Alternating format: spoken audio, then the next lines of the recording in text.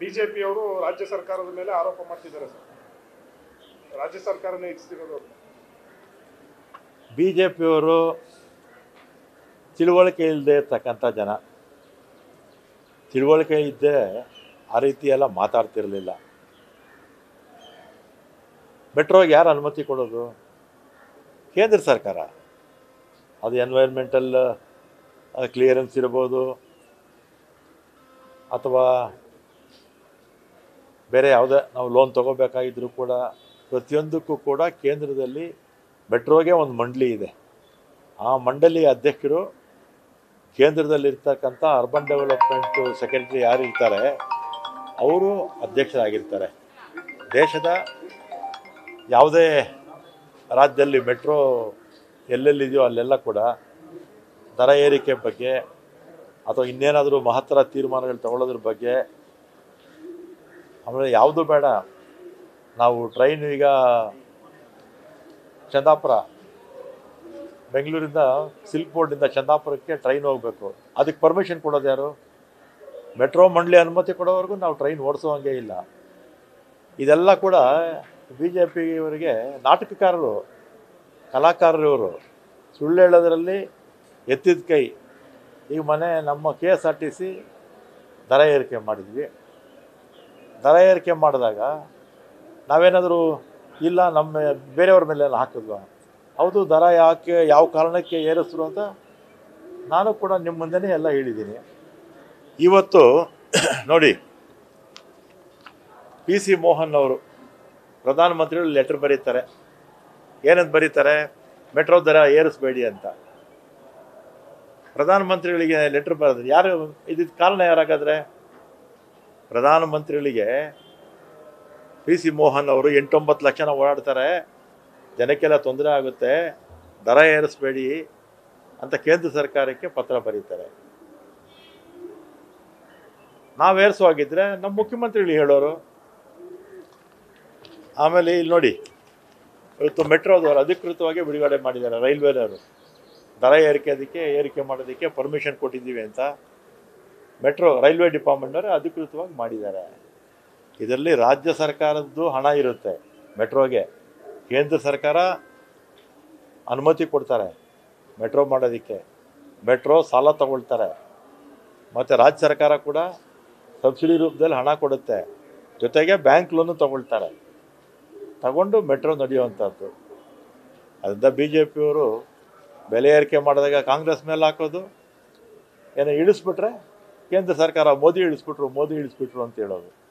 ಅದರಿಂದ ಈ ಥರದ ನಾಚಿಕೆಗೇಡಿನ ವರ್ತನೆ ಬಿ ಜೆ ಪಿಯವರು ಬಿಡಬೇಕು.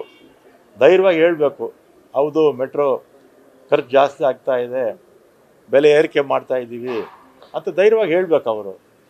ಅದು ಬಿಟ್ಬಿಟ್ಟು ನಮ್ಮ ಮೇಲೆ ಹೇಳ್ತಾರೆ ಕಾಂಗ್ರೆಸ್ನವ್ರ ಕಾರಣ, ರಾಜ್ಯ ಸರ್ಕಾರ ಕಾರಣ ಅಂತ. ರಾಜ್ಯ ಸರ್ಕಾರ ಕಾರಣ ಆಗಿದ್ದರೆ ಯಾಕೆ ಇವರು PC ಮೋಹನ್ ಅವರು ಪ್ರಧಾನಮಂತ್ರಿಗಳು ಲೆಟ್ರ್ ಬರೀತಾರೆ?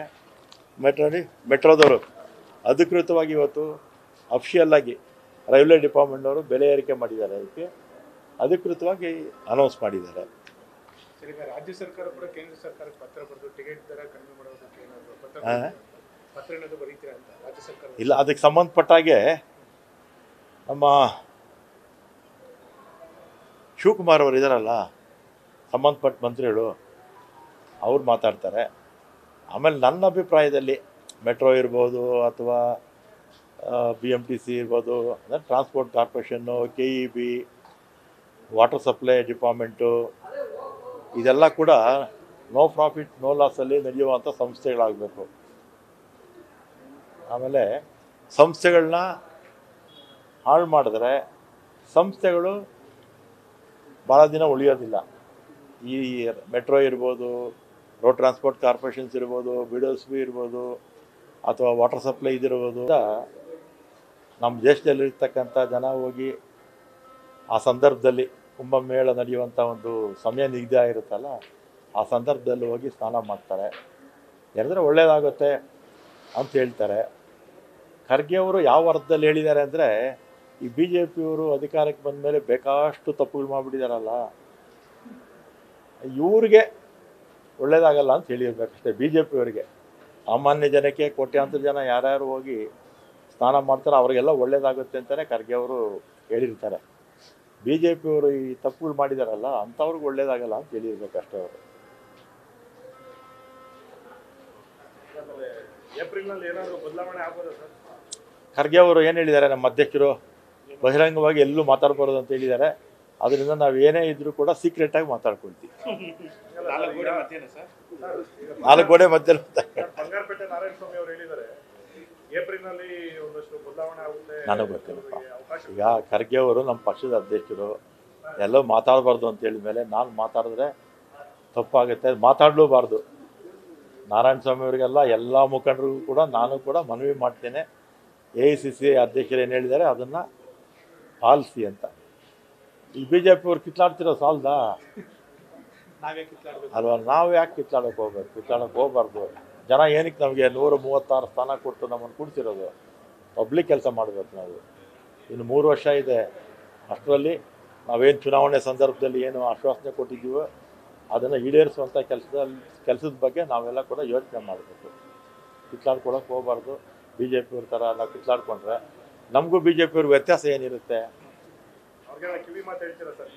BJP ಅವರಿಗೆ ಅವರು ಯಾವತ್ತೂ ಕೂಡ BJP BJP ಅಂದರೆ ವಿಪಕ್ಷ ಬಲಿಷ್ಠವಾಗಿರಬೇಕು.